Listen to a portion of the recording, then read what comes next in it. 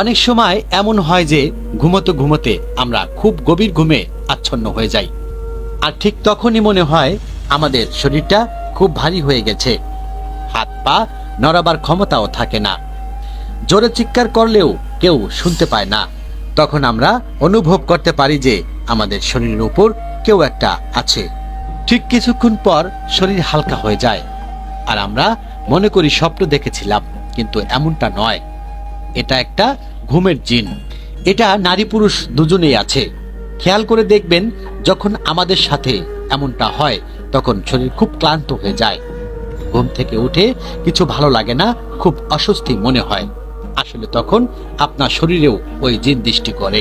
কখনো আপনার রক্ত পান করে, আবার কখনো দুঃস্বপ্ন দেখায়, বা কখনো আপনি স্বপ্ন দেখেন যে আপনার পছন্দের মানুষের সাথে আপনি সহবাস করছেন।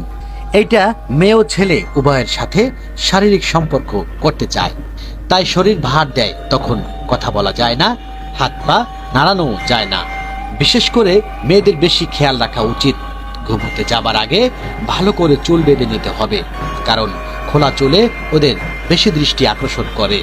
রাতে পারফিউম লাগানো, আবার খালি গায়ে ঘুমানো, এইসব কিছু ওদের অনেক টানে, আর এই কারণে আপনার মৃত্যু পর্যন্ত হতে পারে।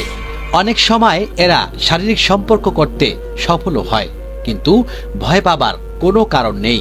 যখন এটা আপনার সাথে হবে তখন চিৎকারও করবেন না, কারণ চিৎকার করলেও তাতে কোনো লাভ হবে না।